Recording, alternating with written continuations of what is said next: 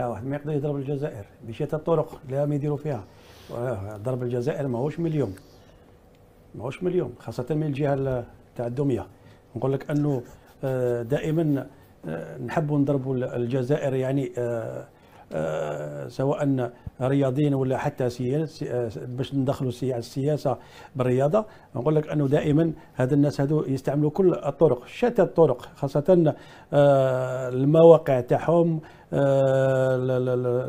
الصحف تاعهم، الاعلام تاعهم، دائما يحبوا يشوفوا الجزائر ويشوفوا خاصه هذا التنظيم. لكن نقول لهم انه حتى ولو انه الجزائر ما راحش تنظم، اقول يعني بين قوسين الجزائر ما راحش تنظم كاس افريقيا 2025، لكن لازم يشوفوا حفل الافتتاح، لازم يشوفوا الجزائر كيفاش راح تنظم هذه المنافسه هذه. نقول لك حتى ولا هذا البلد هذا راح ينظم عطاولو باش ينظم كاس العالم للانديه. نقول لك انه ربما امر دبر بالليل، لانه تشوف لو يعني الامور مشات كما راه نتصوروا فيها، يعني رئيس الفيفا وحتى الكاف ما يكونوش حاضرين في حفل الافتتاح. أقول هناك حدث مهم وجب الإشارة إليه. اللجنة التنفيذية للكاف ستجتمع بالجزائر يوم 12 جونفي، أي قبل يوم من انطلاق البطولة.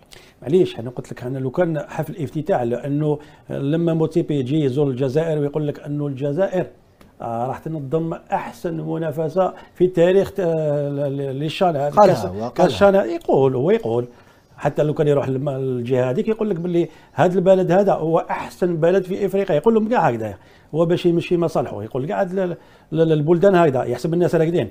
نقول لك انه اليوم الجزائر مقبله على تنظيم هذا الشان، لازم احنا كذلك نركزوا على هذه المنافسه هذه، نركزوا كذلك نضع كل القوه تاعنا باش ينجح هذا العرس الافريقي الكروي. ونقول لك انه لو الامور تمشي كما راهم يعني يعملوا فيها، نقول لك انه الجزائر لازم تسحب ملف تاع ترشيحات كاس افريقيا 2025. علاش؟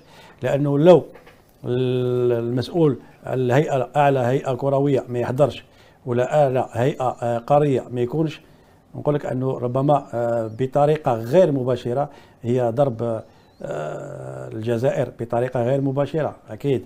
نقول لك انه اليوم هذا الناس هذو يروحوا ربما الى يعني لهذه القرعه هذه ويخلوا حفل اللي ربما هما تقريبا كانوا يعني فعالين فيه. نقول لك انه هي الجزائر دائما، نقول دائما تبقى الجزائر حتى ولو يحوسوا يخربوا يعني من هنا ومن هناك باش يشوشوا على هذا الشان هذه، لانه كلام كثير قيل على الشان، كلام كثير قيل على هذه الجهه خاصه الدميه، يحاول كذلك يضرب ويزرع البلبله ما بين الجزائر والجزائريين.